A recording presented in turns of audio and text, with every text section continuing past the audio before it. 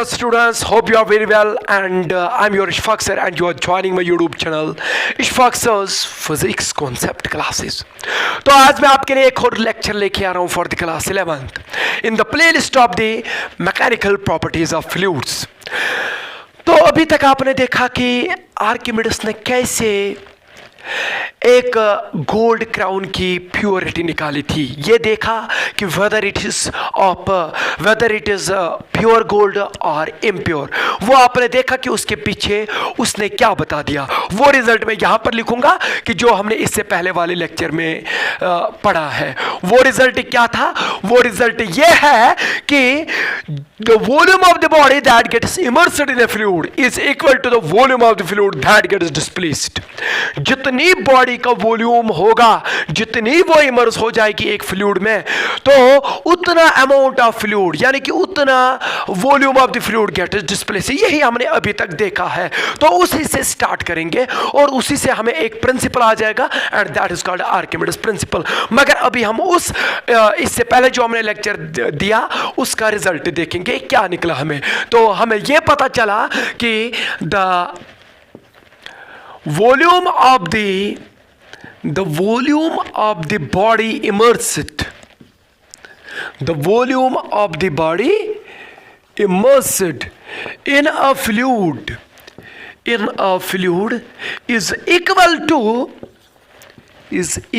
to the volume of the fluid displaced। यही हमने अभी तक देखा और यही किसने देखा था? यही आर्किमिडीज ने भी देखा था और इसी बेस पे उसने गोल्ड क्राउन की प्योरिटी निकाली थी। तो हमें यह पता चला यूता अकिस बॉडी वे वॉल्यूम कत मन से अकिस फ्लूइडस मन त्यूता वॉल्यूम ऑफ द फ्लूइड नेरी नेबर। आर्किमिडीज में ये चीज आपने याद रखना है।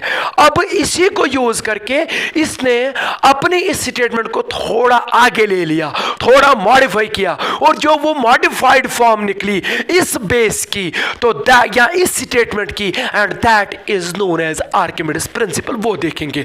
मगर वो देखने से पहले मैं यहां पर एक चीज करता हूं कि मैं यही चीज अब यहां पर यूज करता हूं। तम खतर क्या करवा काम, मैं एक कंटेनर लूंगा क्योंकि हम फ्लूइड स्टैटिक्स पढ़ रहे हैं तो कंटेनर लेना लाजमी बनेगा। क्योंकि जब आप कंटेनर लेंगे जो फ्लूइड होगा उसमें जो उसमें कंटेन कर रहा है फ्लूइड वो रेस्ट में रहेगा तो फ्लूइड स्टैटिक्स लग जाएगी। तो यहां पर सपोज मैं एक कंटेनर ले रहा हूं, समझना मेरी बात। ये मैंने यहाँ पर एक कंटेनर लिया और इस कंटेनर में कुछ फ्लूइड रखता हूँ। सपोज फॉर आर कन्वीनियंस मैं क्या ले रहा हूँ, मैं यहाँ पर वाटर ले रहा हूँ। आर्किमिडीज में समझना ये जो मैंने अभी तक आपको पढ़ाया वो कैसे यहाँ पर अप्लाई होगा और हम आर्किमिडीज प्रिंसिपल को कैसे एक्सप्लेन कर पाएंगे। ठीक है, बट ये चीज़ याद रखना कि ये चीज़ हमें अब पहले से ही पता है जो हमने पिछले लेक्चर में देखा। अब क्या है, ये एक फ्लूइड है जो एक रेस्ट में है। ठीक है, चलो ये आपके पास ये पता है कि ये कौन सा फ्लूइड है। तो ये कौन सा फ्लूइड है इसका एक और मतलब है कि इस फ्लूइड की डेंसिटी आपको पता है। ठीक है, चलो ये जो फ्लूइड यहां पर है सपोज हुज डेंसिटी इज रो, ये चीज़ याद रखिएगा। तो इस फ्लूइड की मैंने क्या ले ली, इस फ्लूइड की जो मैं यहाँ पर डेंसिटी ले रहा हूँ तो वो मैं कितनी मान के ले रहा हूँ, suppose that is rho is the density of the fluid which is contained in this container. अब मैं क्या कर रहा हूँ, यहाँ पर मैं एक बक्सा लेके आ रहा हूँ, अख ऑब्जेक्ट अन बह युस बह यथ मज त्रावन युस बह सबमर्ज करन अथ मज, यानी कि सह कर बह फुल इमर्स आर्किमिडीज में अपनी कन्वीनियंस के लिए। और आप कोई भी शेप ले सकते हैं, आप किसी प्रकार का भी ये बॉडी ले सकते हैं, कोई भी शेप ले सकते हैं। मैं यहाँ पर क्यूबिकल शेप लूंगा, क्यों? फॉर आर कन्वीनियंस, क्योंकि उसका वॉल्यूम पता मुझे, आर्किमिडीज में उसके सारे पैरामीटर्स मुझे पता है, दैट इज व्हाई मैं वो वाली लूंगा। बट ये निर्भर इस पे नहीं करता कि आपने कौन सी ले ली, it does not depend upon that. ये आपको बस इतना ही बोलेगा कि आपने बॉडी को इमर्स करना है। सो फॉर आर कन्वीनियंस मैं कैसी शेप ले रहा हूं, मैं एक क्यूबिकल बॉडी को यहां पर इमर्स कर रहा हूं। क्यूबिकल तो पाई क्यूबिकल बॉडी किस आसान, तथ सारी फेसेस स्क्वायर छाकिन कहीं सारी 6 फेसेस आसन तो स्क्वायर शेप्ड। सपोज उसकी जो साइड लेंथ है दैट इज ए, कितनी ए। तो यहां से यहां तक जो है दैट इज ए, और यहां से यहां तक जो है दैट इज ए, यहां से यहां तक जो है दैट इज ए। तो ऊपर से भी ऐसे होगा ये। Are you getting me? ऐसे ही होगा ना क्यूब। अब जो इसमें इमर्स किया मैंने, तो ये भी ए होगा और ये भी ए होगा। Are you getting me? Suppose this is the height of this cube and that is how much, वो आपको पता है, that is simply small A. ये मैंने ये बॉक्सा जो है ये क्यूबिकल बॉक्स, तो यहां पर ये जो मैं बॉडी ले रहा हूं, ये जो मैं ऑब्जेक्ट को इमर्स कर रहा हूं, वो किस शेप का ले रहा हूं मैं? क्यूब का। और उस क्यूब का डायमेंशन क्या मैं ले रहा हूं? ए। अगर उसका वॉल्यूम देखेंगे तो वॉल्यूम उस क्यूब का क्या होगा? ए क्यूब। एम आई राइट? सही बात है ना? तो दैट इज व्हाई मैं ये शेप ले रहा हूं। आपको पता है यहां से इस टॉप सरफेस से नीचे सरफेस तक कितनी हाइट होगी? That is A side length. Are you getting me? अब आपको पता है कि उसमें ये बॉक्स यथ मज त्रो, तमिक मतलब गो युथ ये बॉक्स यथ मज आव, यथ फ्लूइड मज आव, तो इसका मतलब कि यहां पर अब फ्लूइड नहीं रहेगा। जितना इस बॉक्स का, अब आपको ये चीज बाय डिफॉल्ट पता है, यूता वो यमिस बॉक्सस वॉल्यूम आस, यूता वो यमिस क्यूबस वॉल्यूम आस, त्यूता वॉल्यूम ऑफ द फ्लूइड आस नेबर द्रामुत। आर्किमिडीज इसने उतनी जगह ले ली जो हमने अभी तक आर्किमिडीज ने जो काम करी थी, उसने जो गोल्ड क्राउन की प्योरिटी निकाली थी कि क्या वो प्योर है कि इम्प्योर है, तो उसके लिए उसको ये चीज पता चला। तो वही स्टेटमेंट मैं यहां पर अप्लाई कर रहा हूं कि यूता यथ बॉक्सस क्या है? वॉल्यूम। त्यूता क्या है द्रामुत नेबर? त्यूता फ्लूइड आसी नेबर द्रामुत। चलो मैं वो भी मान के चलता हूं इधर। यहां पर क्या है द्रामुत नेबर? फ्लूइड। आर यू गेटिंग मी?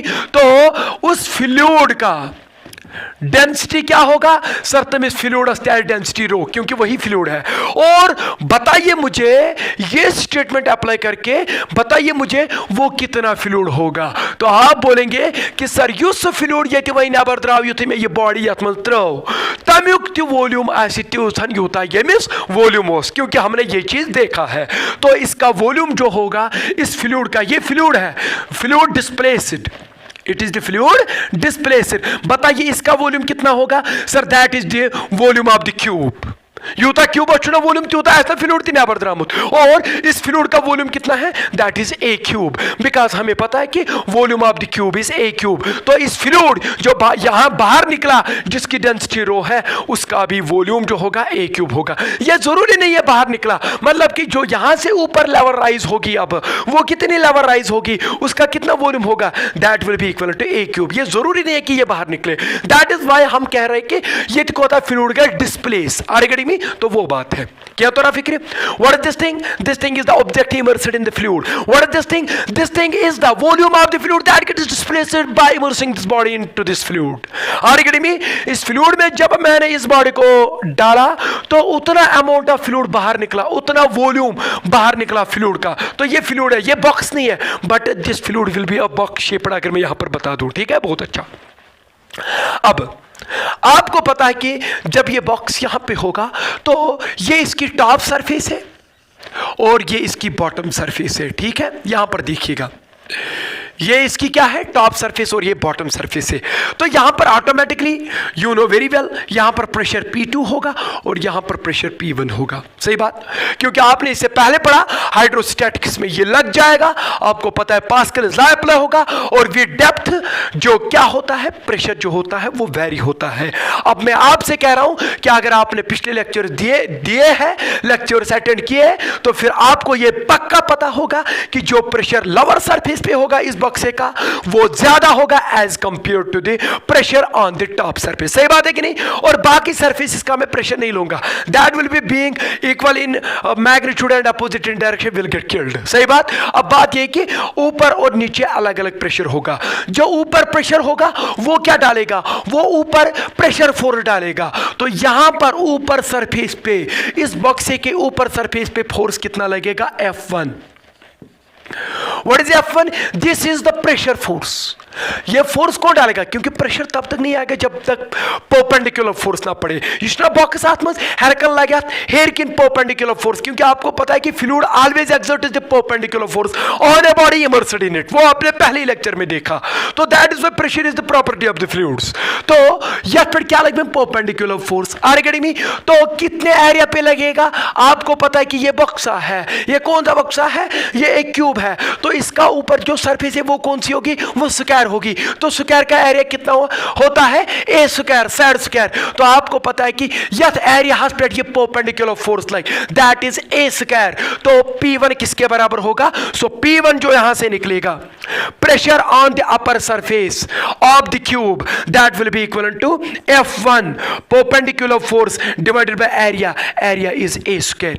यहां से हमें पता चला कि जो ये perpendicular force like M is box suspect due to the fluid, and that will be equivalent to F1 is equal to P1 into A square। सही बात है कि नहीं? अतः क्या तरह फिक्री? So this is the perpendicular force experienced by this box on the upper surface due to the fluid। सही बात। अब नीचे पे भी नीचे सरफेस पे भी प्रेशर कितना होगा? P2। Are getting me? तो अगर प्रेशर P2 है तो इसका मतलब कि नीचे से भी फोर्स लग रहा होगा। Are getting me? Suppose that force is F2 और ऊपर कितना लग रहा है? F1, और नीचे भी कितना लगेगा? F2, वो भी परपेंडिकुलर फोर्स है। और कितने एरिया पे लग रहा है? सर नीचे भी स्क्वायर होगा तो ए स्क्वायर पे ही लगेगा। ठीक है जी? क्यूब सारी surface square are getting me? बन कहीं लगी स्क्वायर यूता फोर्स। सो अब नीचे जो प्रेशर होगा P2, जो नीचे प्रेशर लगेगा वो कितना होगा? P2। अब P2 किसके बराबर होगा? चलो नीचे फोर्स लगता है ऊपर की ओर F2, क्योंकि प्रेशर किसी भी डायरेक्शन में लगेगा। ये आपने देखा है, pressure is not a vector quantity, it is a scalar quantity. ये हर किसी डायरेक्शन में लगता है। ठीक है? तो आपको पता है कि यहां पर परपेंडिकुलर डायरेक्शन में लगेगा। तो F2 is the pressure force experienced by the lower face of the cube but in the upward direction। Are getting me? Hair के लाइक बोन को प्रेशर और बोन के लाइक हेयर को प्रेशर लाइक प्रेस को direction में। But यहां पर जो हमारा पॉइंट ऑफ इंटरेस्ट है वो सरफेस इधर है तो परपेंडिकुलर फोर्स ऐसे लगेगा, और यहां पर नीचे सरफेस ऐसे तो परपेंडिकुलर फोर्स ऊपर की तरफ लगेगा। So this F2 will be in the upward direction, are you getting me?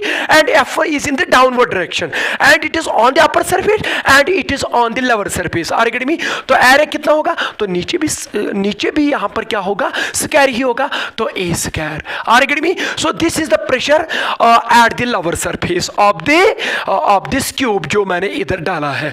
तो यहां से जो F2 होगा, जो अपवर्ड डायरेक्शन में नीचे प्रेशर फोर्स लगेगा, this is pressure force, the force due to the pressure और the force which is responsible for creating pressure. So F2 किसके बराबर निकलेगा यहां से?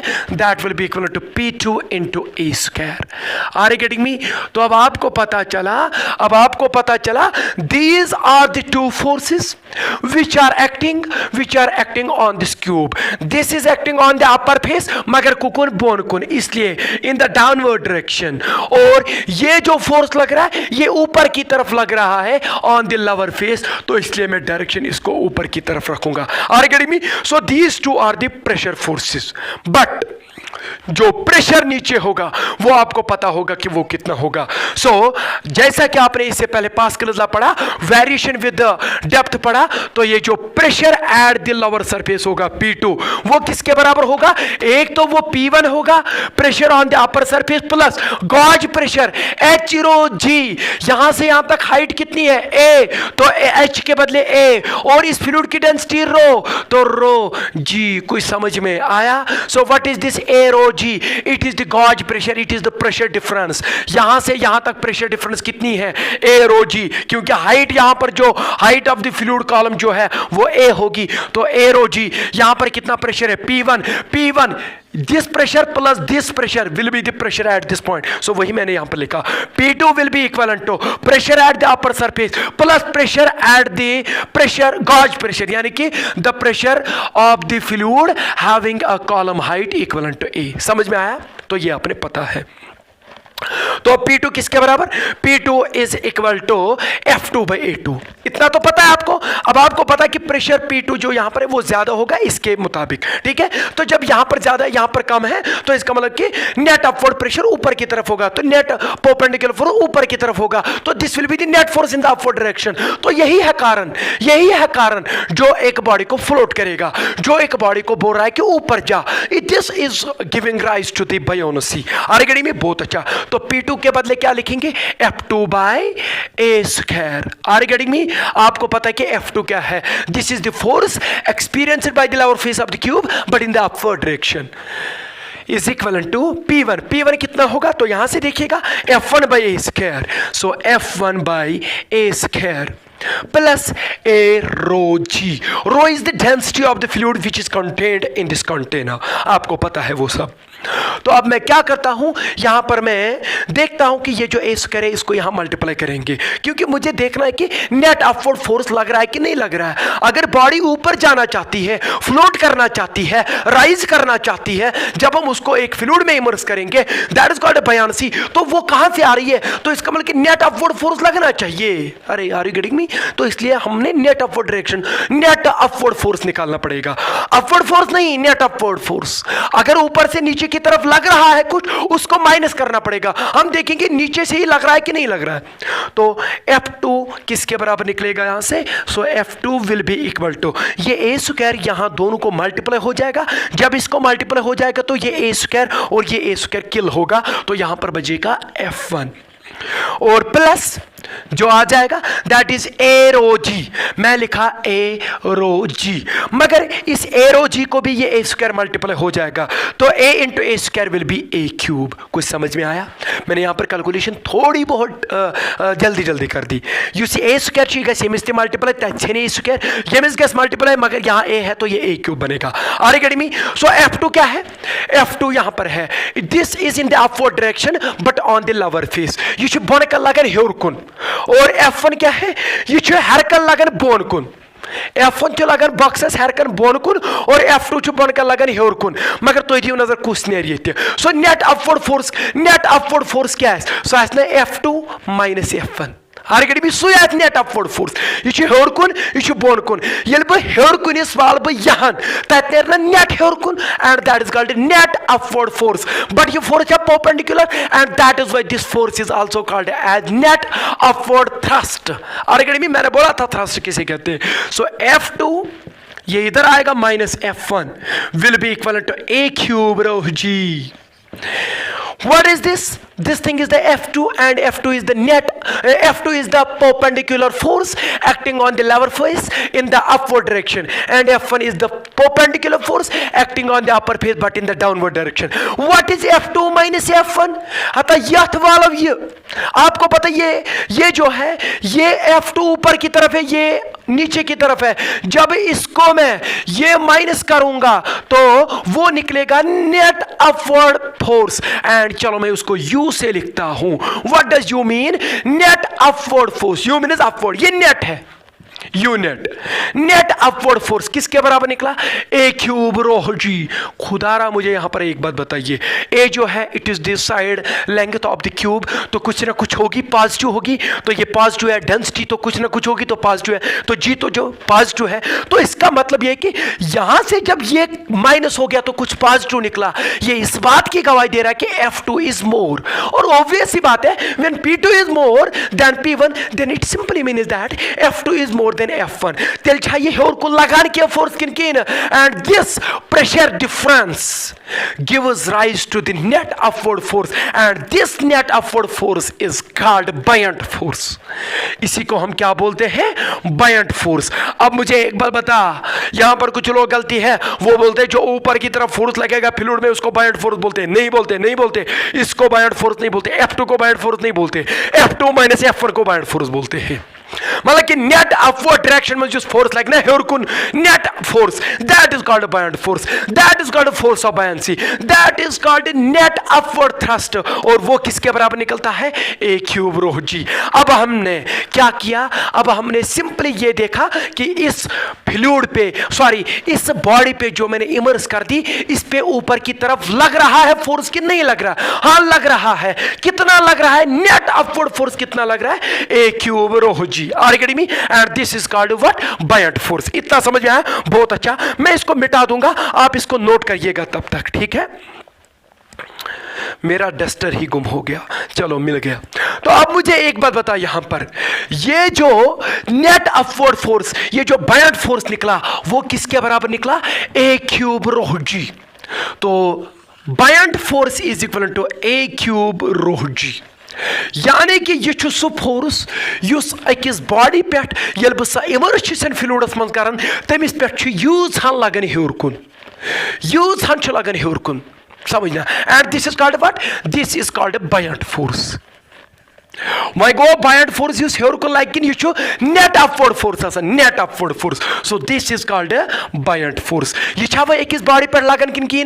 हाँ, अब मैं आपसे क्वेश्चन पूछ रहा हूं, पूछ तो मत रूदा ये कैसे याद, बताइए ये बायंट फोर्स कहां से आ रहा है, ये नेट अपवर्ड फोर्स क्यों नहीं कर रहा है, because of the pressure difference. नीचे ज्यादा प्रेशर होता है, ऊपर कम होता है, दैट इज वाई नीचे जब ज्यादा प्रेशर होगा, नीचे ज्यादा अपवर्ड प्रेशर फोर्स होगा, तो दैट इज वाई वो इसको कैंसिल करेगा, कुछ नेट अपवर्ड फोर्स रहेगा। And this net upward force is called buoyant force, and it arises because of the pressure variation with depth.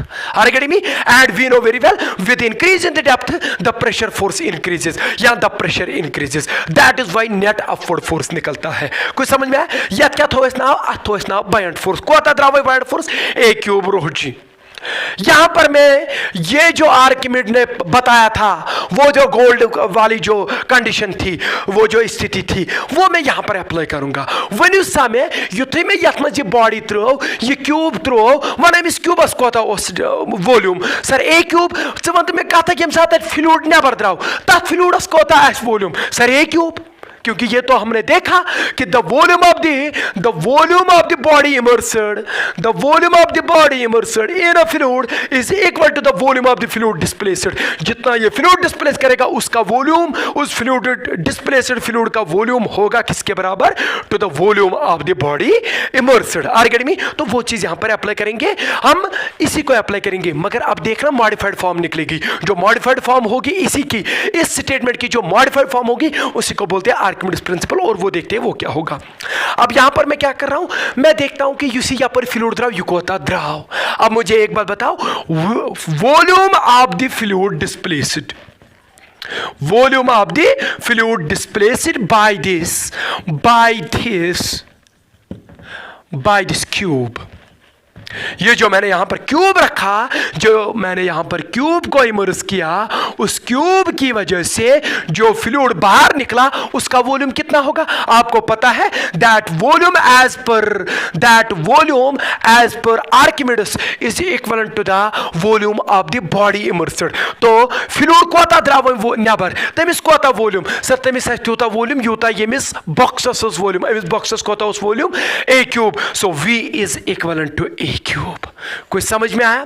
What is this thing? अब मैं body की बात नहीं कर रहा हूं, अभी तक मैं बॉडी की बात कर रहा था, अब मैं बात कर रहा हूं उस फ्लूइड की जो बाहर निकला, फ्लूइड डिस्प्लेस्ड की। तो दैट इज मैंने लिखा volume of the fluid displaced by this cube. इस क्यूब ने कितना फ्लूइड बाहर निकाला, उसका वॉल्यूम कितना होगा, that is as per Archimedes, that is equal to the volume of the box and it is a cube. अब इस फ्लूइड का जो बाहर निकला, इसकी डेंसिटी आपको पता? बिल्कुल। Are you getting me? How much is rho? और इसका वॉल्यूम पता? बिल्कुल सर। तो इसका मास पता चल गया सर? बिल्कुल, क्योंकि हमें पता है density is equal to mass per unit volume. जब आपको वॉल्यूम पता, डेंसिटी पता, तो मास पता चल गया। Are you getting me? So यहां पर मैं लिखूंगा mass of the fluid displaced, जो फ्लूइड बाहर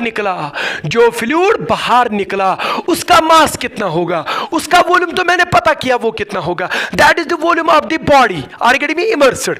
तो अब मैं चाहता हूं कि मैं इसका वॉल्यूम नहीं निकालूंगा, मैं इसका मास निकालूंगा कोता द्राव नेबर फ्लूइड तमिक मास कोता छु सो m what does this m mean it is not the mass of the fluid it is the mass of the portion of the fluid that gets displaced ये छ तमी फ्लूइड मास तित्सी fluid mass यूज है नेबर द्राव are get me यूज है नेबर द्राव तमिक वॉल्यूम पता ये नेबर द्राव तमी डेंसिटी पता वॉल्यूम भी पता डेंसिटी भी पता तो उस फ्लूइड का जो बाहर निकला उसका मास पता चल गया तो मास किसके बराबर होगा डेंसिटी बताइए ये जो यहाँ फ्लूइड बाहर निकला इसका डेंसिटी रो और इसका वॉल्यूम कितना a क्यूब बहुत अच्छा Are you getting me? So what is rho a cube? It is the mass of the fluid displaced.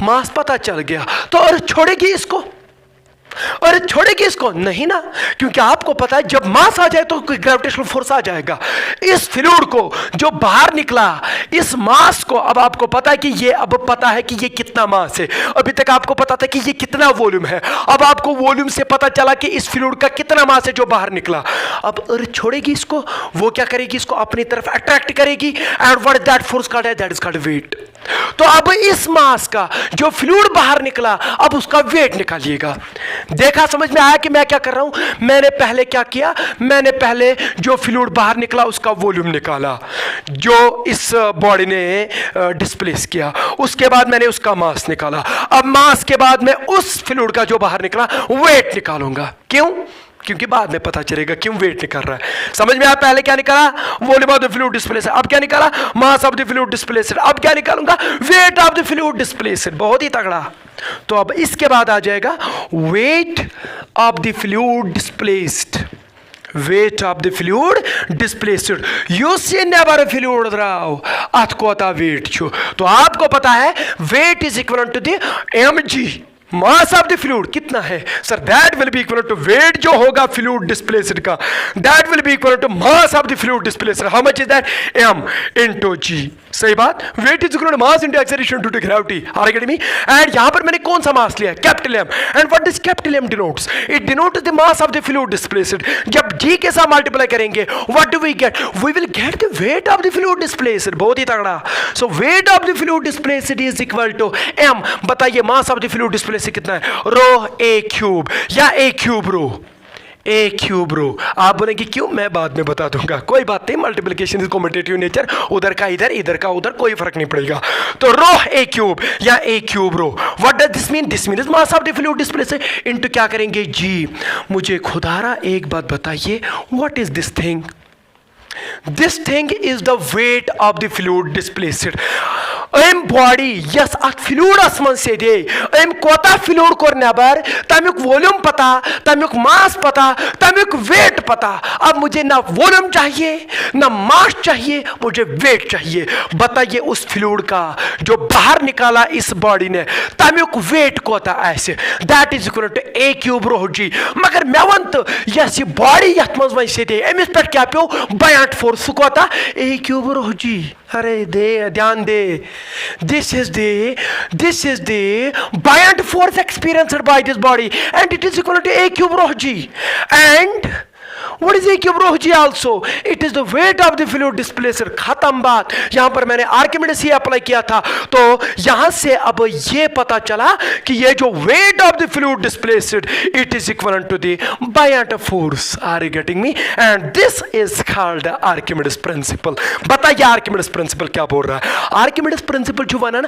अगर चे कहां बॉडी छे सच अकिस फ्लूइडस में फुली करनी मर्स या पार्शियली करनी मर्स स करना के फ्लूइड डिस्प्लेस तमी फ्लूइड यु डिस्प्लेस गो तमिक वेट आस बराबर is equal to the buoyant force experienced by this body यानी कि ये जो बंदा है ये आर्किमिडीज इसने ये भी बता दिया कि युस अमिस पेट वह तल फोर्स लगन मैं वो भी बता दूंगा वो फोर्स कितना होगा एंड वो उतना ही होगा जितना वो जो फ्लूइड बाहर निकाला उसने उसके वेट के बराबर होगा and this is called Archimedes principal अब आप इस चीज को नोट करेगा और मैं यहां पर आर्किमिडीज प्रिंसिपल को स्टेट करूंगा बताइए आर्किमिडीज प्रिंसिपल का स्टेटमेंट क्या देंगे हम तो इट स्टेट्स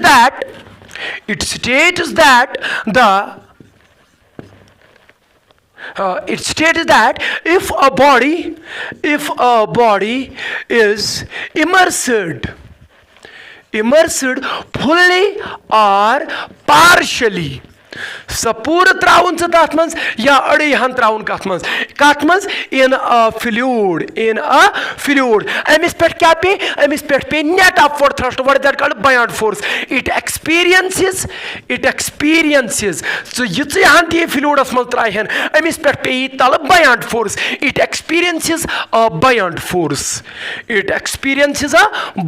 फोर्स मान सा वो युत योत अमिस पे बयान्ट फोर्स कुकु लगन हेर कुन तेल क्या करिए अमिस ये दी अमिस हेर कुन धक्का ये लागे बॉडी फ्लोट करें यहाँ के अमिस कोशिश बह खच हेर कुन तो उसी को तो बयान्सी बोलते हैं। तो बयान्सी को किसने एक्सप्लेन किया? अब इसी आर्किमिडीज ने क्या बोल रहा है? If a body is immersed fully और partially in a fluid it experiences buoyant force, और वो बयान्ट फोर्स किसके बराबर निकलता है?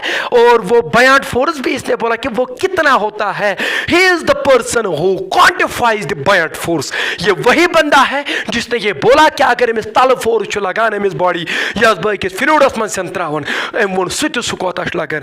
It experiences a buoyant force which is equal to which in magnitude ही सही रहेगा क्योंकि डायरेक्शन तो अपोजिट होगी। तो क्योंकि वेट नीचे की तरफ लग रहा है और बयान्ट फोर्स ऊपर की तरफ लग रहा है बट उनका मैग्नीट्यूड सेम होगा।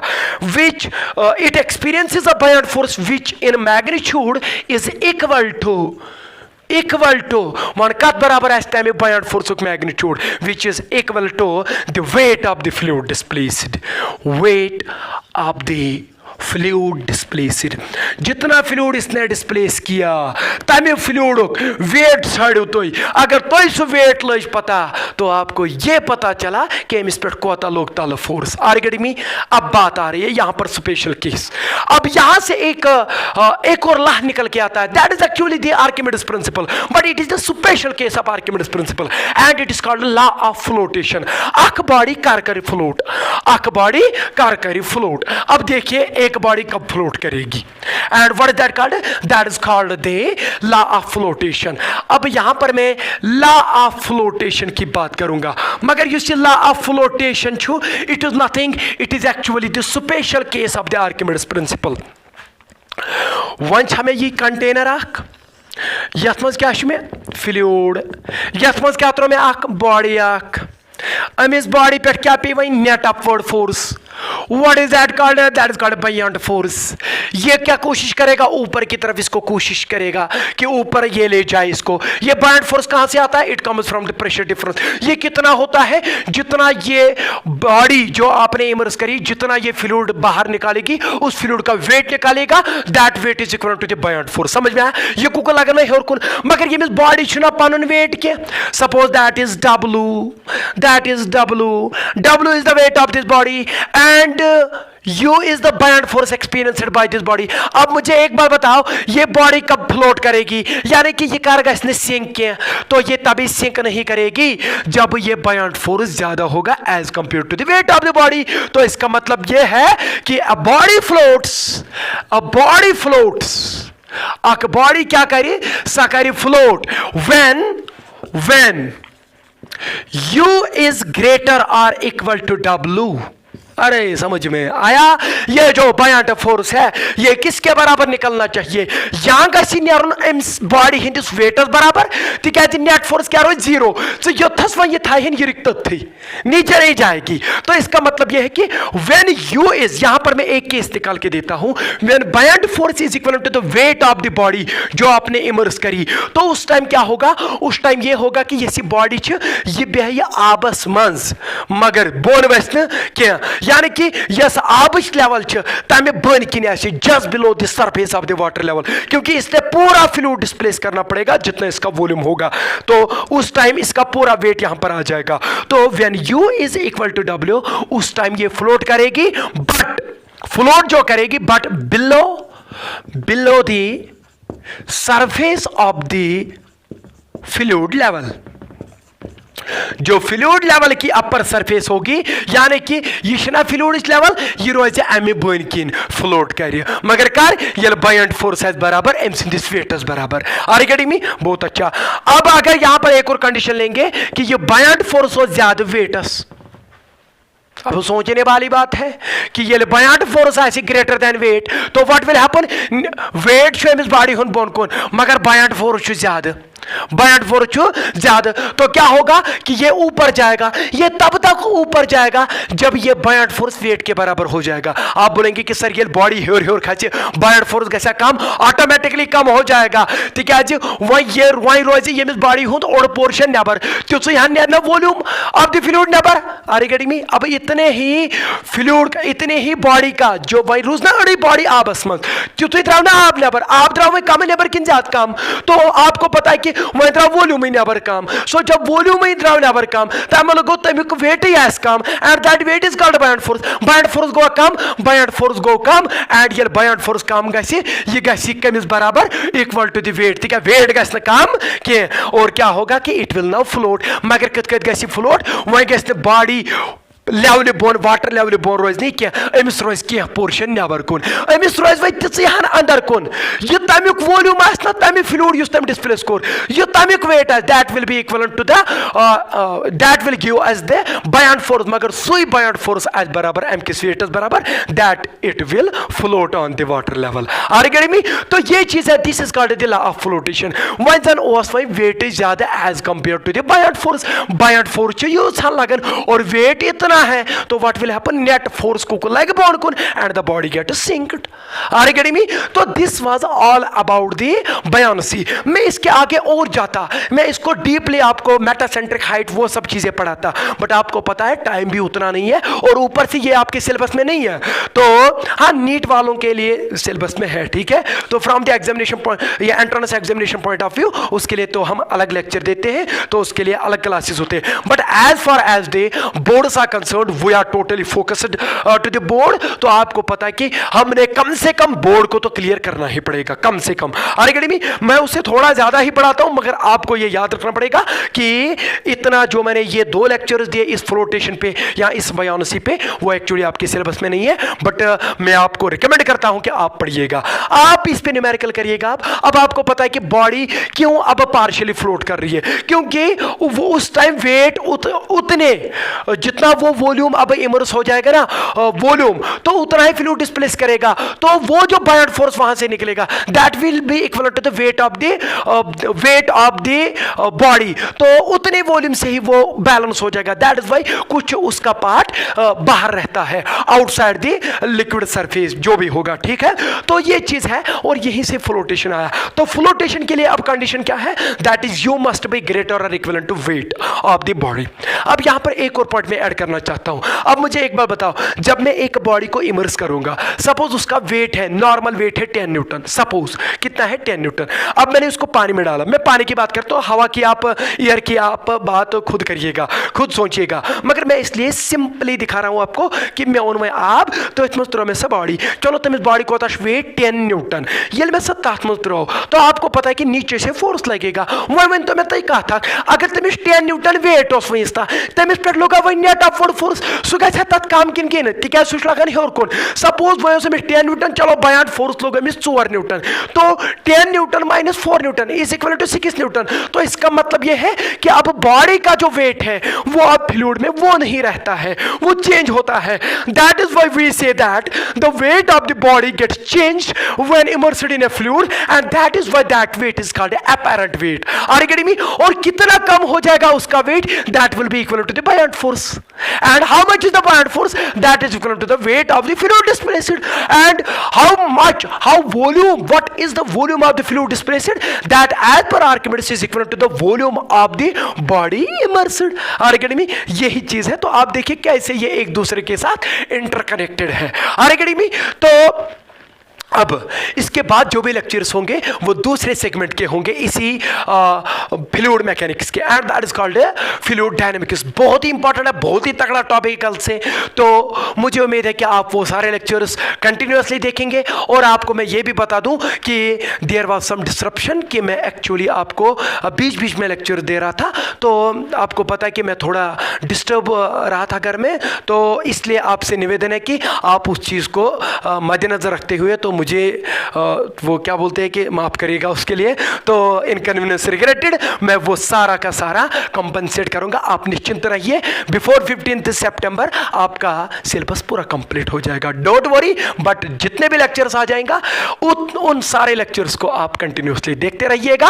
और दे दीजिएगा आप मुझे इजाज़त। और इसी के साथ ये सेगमेंट इस फ्लूइड मैकेनिक्स का इख्तिताम पजीर। थैंक यू, शुक्रिया।